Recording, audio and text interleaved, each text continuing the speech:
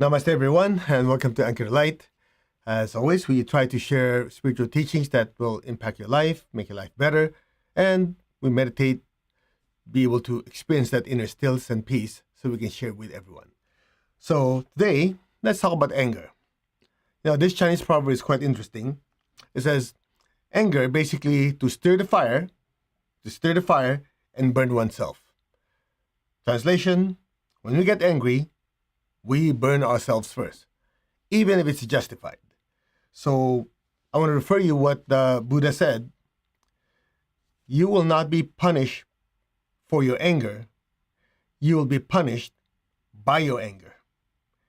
I'm sharing this with you because many of us have a tendency to say, yeah, that person pisses me off, or this situation pisses me off. And rightfully so, it stirs us up, gets us angry. However, if you think about it, okay, you get angry, you get upset, and then afterwards, how do you feel? Yeah, so draining, and what happens? You blame the other person or the situation, you get angrier. And then you do it enough times, you start noticing that, you're always very irritable, and affects your mood, affects your appetite, and some of us, when you get angry, you get upset, you don't have any appetite, you don't eat, and some of us, the more angrier we get, the more we stuff our face, and what happens? Blood pressure goes up. And normally when you get angry, you don't eat healthy food. You eat comfort food, probably high in fat, high in sugar. And you can't sleep at night. And in other words, the health goes down the toilet. And in the end, what happens? You get angry for being angry. That's dumb. Yeah, but you understand what I'm going through. That's not the point. I'm not saying if it's justified or not. We're just simply talking about the effect of anger. So anger, first and foremost, it's an emotion we create. Right? So if this is time zero and something stirred us up, we feel anger. So before that stirred us up or caused the anger, we were neutral. So simply put, it happened after, magic word, after the stimulus or stimuli do you generate anger. So therefore, we're not the anger. It's something we created. And the lesson has always been the same. We've been on this channel, whichever platform we are, for the longest time. Every thought, every emotion is something that the I created. Just like I move my body, I created movement. Before I move my body, there was no movement, I created it. So the I is not the body. When we created that feeling of anger, joy, or happiness, we created it. I felt anger. I felt joy. I felt happiness. Make sense? So the I is not the feelings. Same thing with thoughts. I thought of a car. I thought of dinner. I thought of a friend. These thoughts, at time zero, were not there. We created the thought. So therefore, the I is not the thought, the feeling, and the movements of the body, or the body itself. It goes back to the same lesson. And so as we really meditate on that absolute truth, it's not just an opinion, that absolute truth that I'm not the body, emotions, and thoughts, it gives us the ability to deal with anger or any emotion at all. Now, why is that important? Because you've heard of people, and we've experienced ourselves, sometimes we feel so much anger, we lose control. But in reality, when we feel anger, we are already gradually losing control. Because when you feel the anger and not realizing that anger is not the I, as that anger increases, self-control goes down. So in other words, the emotion became the I rather than I'm feeling this anger. Okay, it's justified. However, it's something I created. It's not controlling me. I decide, okay, felt the anger, enough, finished, done, move on. How many times has it happened that when somebody gets us angry, you can't shake it off? So you get angry because somebody hurt your feelings or situation is beyond our control, so and you get so pissed off and angry. And then 5 minutes later, we're still there. An hour later, you meet a friend Oh yeah, I can't believe it. This guy did this, did that. So what happens? You fed it. 2, 3 days later, still there. Why? Because you let it fester. You let it build up. Oh yeah, man, 2 days ago, that person said something. I'm still angry. Okay. A week later, you're still nurturing that anger. You're feeding that little monster. 2 weeks go by, 3 weeks go by. What happens? You're still going about your business, but that's eating up inside. It's called resentment. So who's suffering? You are. Because you didn't let it go.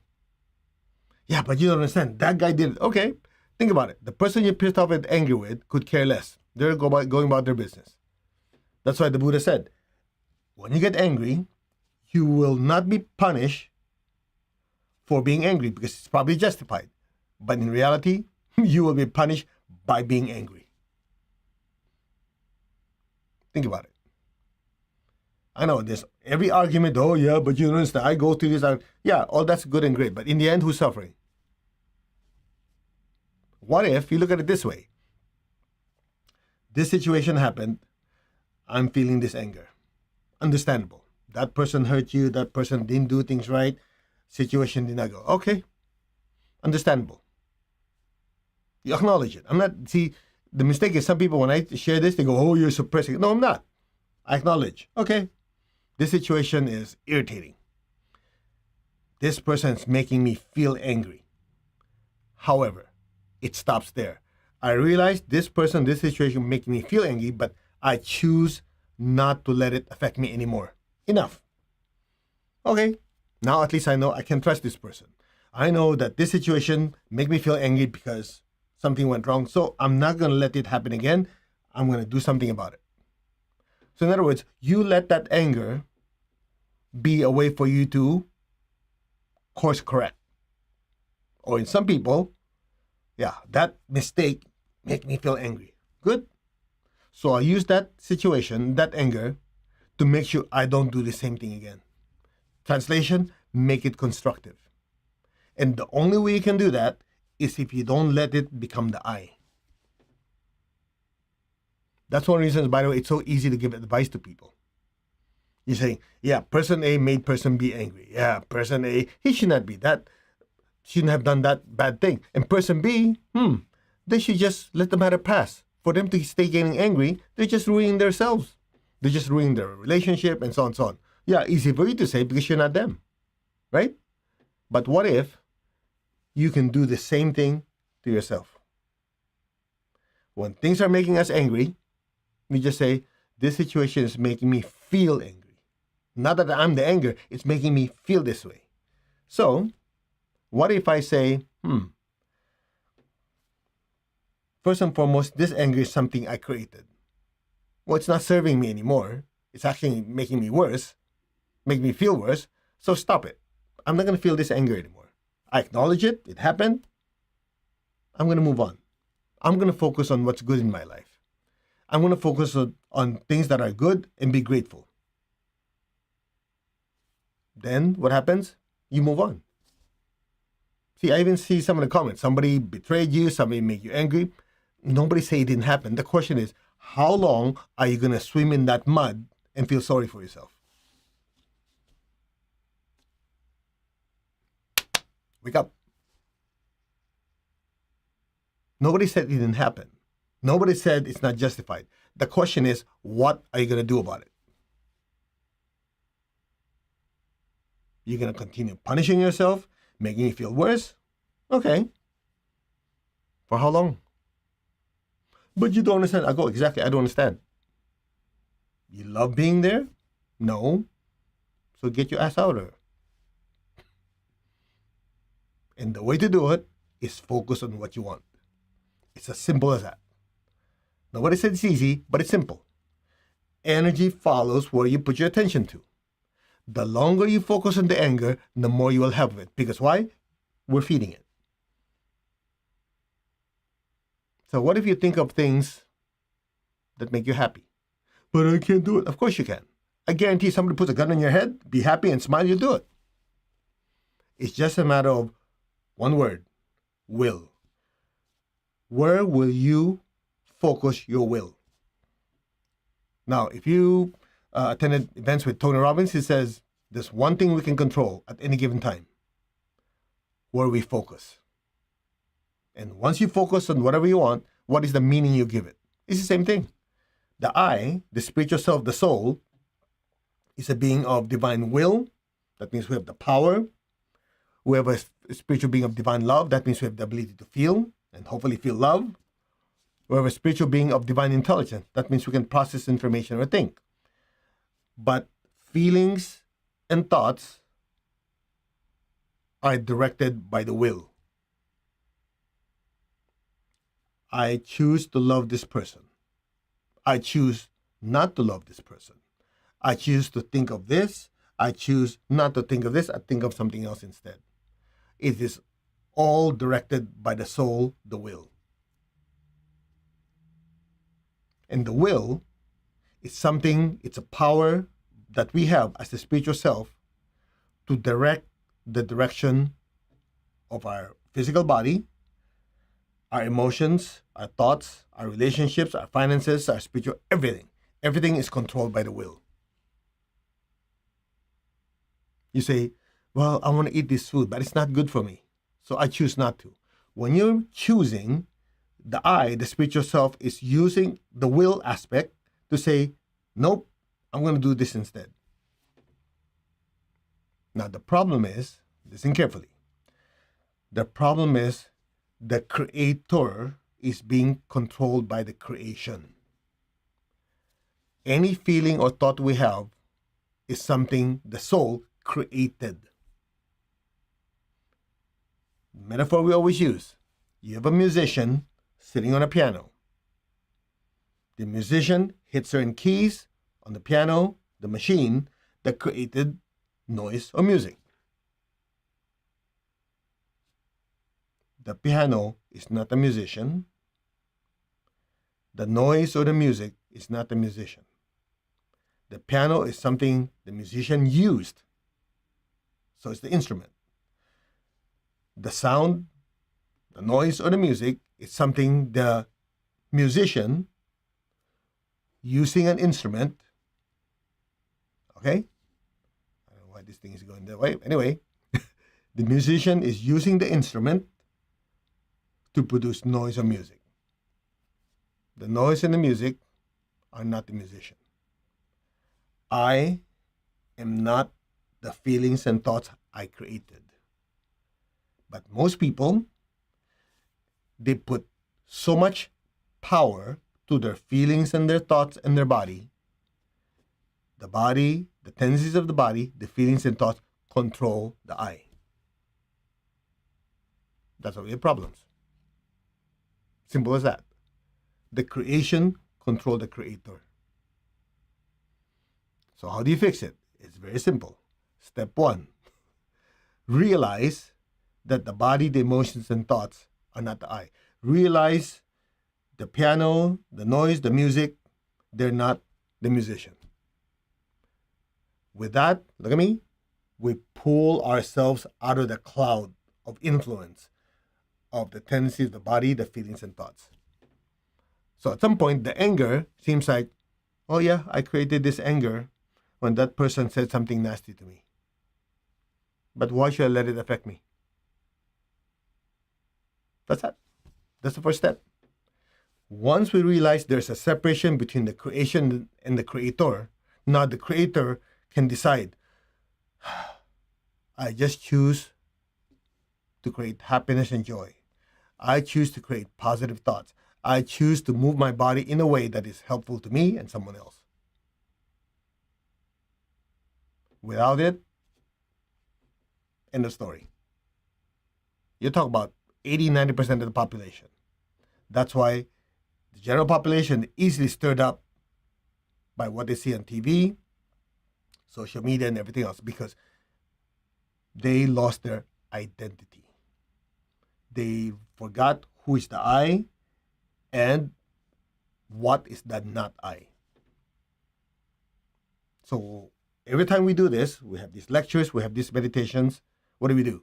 We're trying to remind you, I'm not the body, not the emotion, not the thoughts. I'm the spiritual self that moved the body, created these feelings, created these thoughts. That's the real I am. The soul, the spiritual self, the Atma in Sanskrit, the Alma in Spanish, the Anima, where the word animate come from in Italian.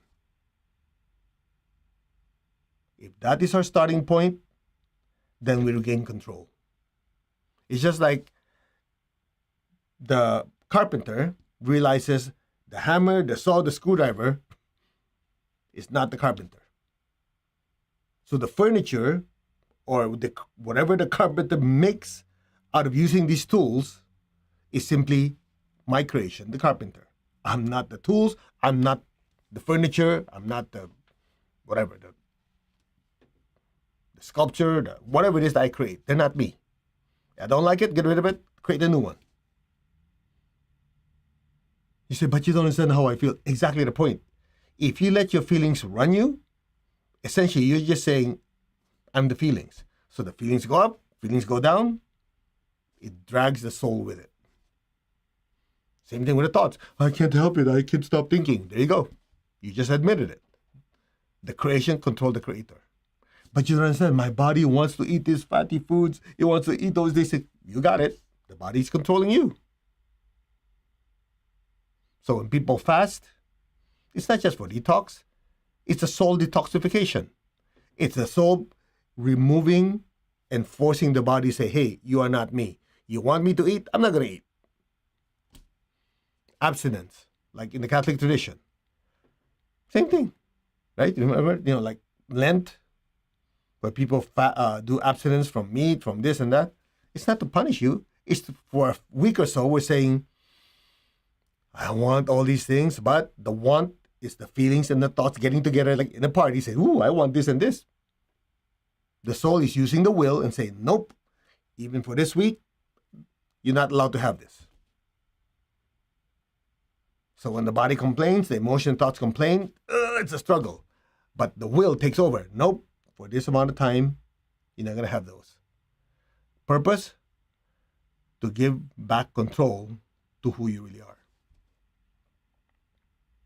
So anger, if you let anger control you, guess what happens? We burn ourselves before someone else. That's why, let me repeat again, tattoo this to your brain. The Lord Buddha said, you will not be punished for being angry. You'll be punished by being angry. But you understand, if I don't show people that I'm angry, they take advantage of me. You just said it. Show. Perfect example if you're a parent. When your kids misbehave, what happens? You have to show that, hey, this is not okay. Your privileges of having a cell phone will not be there for a week. You'll be grounded. And most of the time, what? If you're honest with yourself, you go, it's no big deal. I'll let it go. But if I don't show them I'm upset, they think it's okay.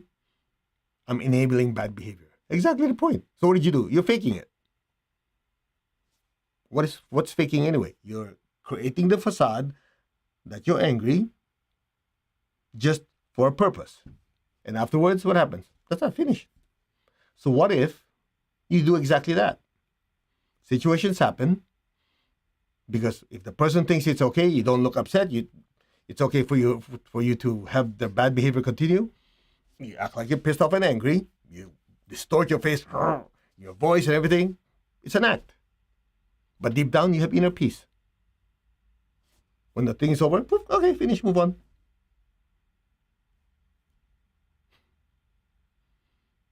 The funny part is we actually hear people say, yeah, but that's not right. You're being fake. So what? I got the effect I want. I move on to my life. I'm happy. I got the person to behave. Done deal. Move on. Let me leave you with one last thought, and then we'll do our meditation. I've shared this story many, many times if you've been with us for a while. My teacher, Grandmaster Chokok Sui, when he came to the United States, he'd be teaching during the weekend, but when he's here, from flying in and before the class, he'll have meetings with certain people, important meetings. So I'm the one scheduling his time. So at one point, one particular student scheduled a time to be with him for healing or counseling. I have no idea. So schedule it like 2 o'clock in the afternoon, somewhere there. And I remember I was with my teacher in the hotel waiting. Half an hour go by, an hour go by, and pretty much the guy's not gonna show up. So my emotional body was fuming. As the teacher said, okay, never mind, let's go eat, let things be.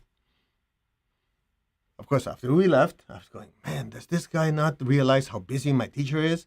Why is he so disrespectful? And my teacher said, come on, just finish your food. Okay.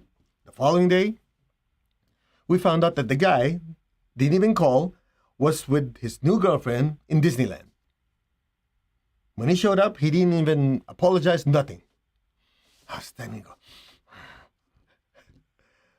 Here's the interesting part. After they had their meeting, I was talking to my teacher. Master, I can't believe this guy. How is he inconsiderate? So he went on and I went on and on, right? You know what my teacher said? Let the matter pass. All of us make mistakes. Let the matter pass. Move on. I'm going, that's it? Yeah, after he said, let the matter pass, he just went about his business, doing whatever else. And here I'm going, when I meditated, I go, yeah, what are you going to do about it? For me to hold on to that anger is just keep suffering. So he was right. Certain things, let the matter pass, move on. You want to be happy? Memorize that mantra. Let the matter pass. You can't do anything about it anyway. What's past is past, move on. You know the interesting part? Ever since I internalized that lesson, life is much easier. Because you cannot always control what happens outside.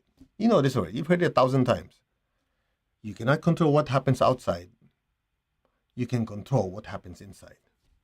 And that so-called happening inside is our response to what happens outside. You want to keep suffering? You keep suffering. You don't want to keep suffering? Let the matter pass. Suffering ends. Just like that. You deal with it, then you move on. The secret to happiness is the ability to move on. That's it. It's that simple. You memorize that, tattoo to your soul. You start noticing, yeah, everything, as the Buddha said, everything's subject to change. There's the law of karma, there's the law of cycles, the law of change. Everything changes. So for me to get attached to something is to guarantee suffering. Let the matter pass. That's it. You deal with it the best you can. It worked out, great. If it didn't work, whatever, move on. It's either you learn it here or you learn it through pain. Usually, unfortunately, pain is the last teacher because it gets so painful. Okay. I'll stop holding on. Let me move on.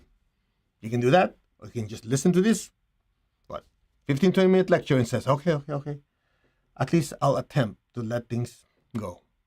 You'll notice if you do it, you go, hallelujah. I can't believe I didn't do this earlier. So, that's it. Let's meditate. Put your hands on your heart. Focus on your crown. I am that. I am. I'm not the body. I'm not the emotion or the thoughts. I am the soul. I am a spiritual being of divine intelligence, love, and power. I am that, the soul, the spiritual self. I am connected in one to my higher soul. I am connected in one to the divine spirit in me. I am a child of God. I'm one with God. I'm one with all. There's only oneness. Just focus on your crown. I am that I am. Just be still. Focus on your crown.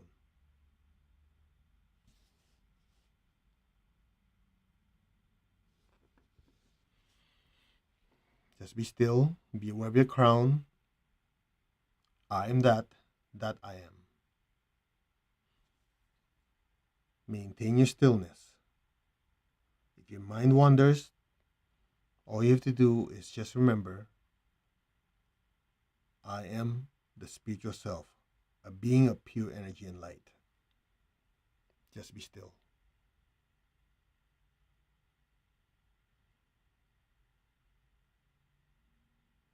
I am that I am. I am the spiritual self.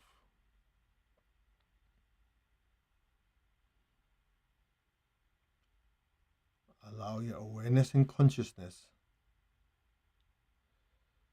to just drift above your head. I am the soul. I am the spiritual self, a being of pure energy and light. I am that I am. Just imagine a brilliant light above your head, just gently rising higher, higher, and just let it drift towards the ceiling. Your entire awareness is in that brilliant light. I am that I am. I am that being of light. I am that radiant self of light. That self am I. Be still.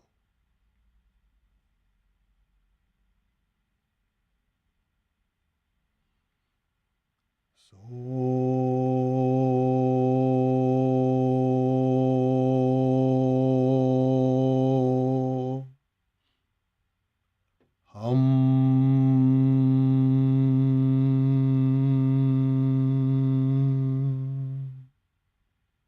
it means I am that.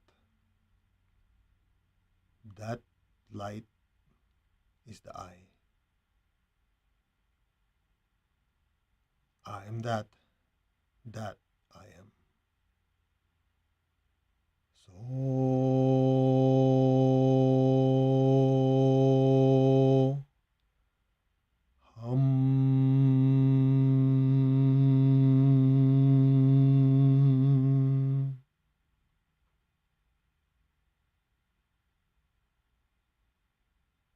So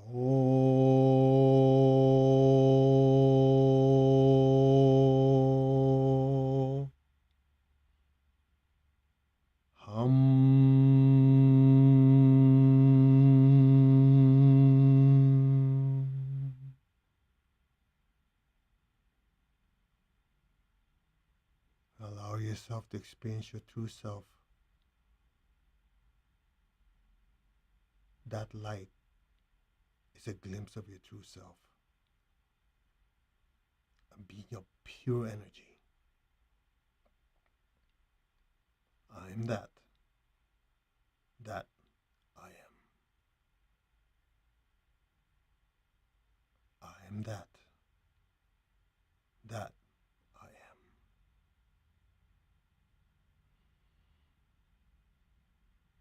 I am that self of light, that radiant self of light.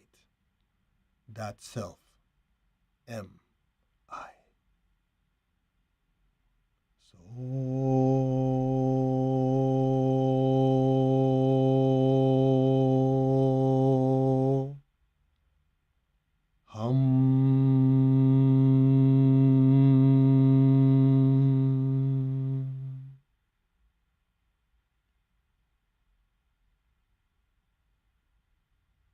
So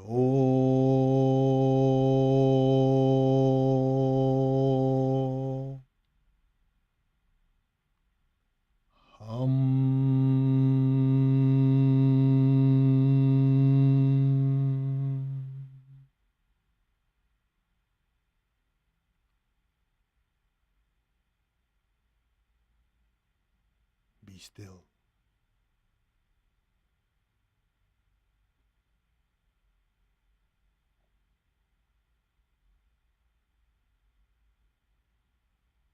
Be aware of the inner stillness and that brilliant light. And let go. Now.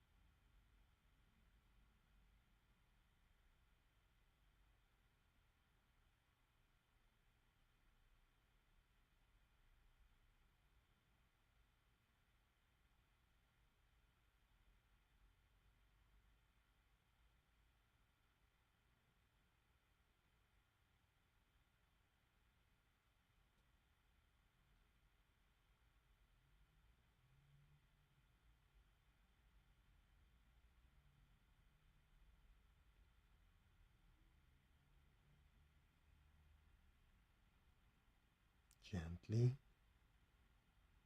slowly, very gently and slowly. Move your fingers, move your toes. Very gently and slowly. Come back. Take your time. Maintain that stillness within you. Slowly open your eyes. Observe any thoughts. Observe any feelings. Just observe. Most of you will notice it's like no thoughts, no feelings. In this particular state, we have a glimpse of what the I am experiences 24 hours a day. I emphasize the word glimpse because some of you is very still, some of you there's still a little bit of chatter, some of you it's like super quiet and you don't even want to move. That's stillness. So as you do this more often, day in, day out, we recommend at least 1 to 2 minutes of this every single day. That's stillness. You start noticing that even though people are trying to stir you up, situations are happening, you just watch them. Very interesting. Some people might even accuse you of being not empathetic, one of those words. It's not because you don't care. It's just for you, it's like, oh, let me observe what's going on. And then from here, you go, oh, I want to feel love for this person. And you just turn it on. The secret is to experience who you are. This stillness is your center. You know, you hear people say, oh, I want to get centered. You ask them what I mean. Most people have no clue. The center, they think it's just being calm.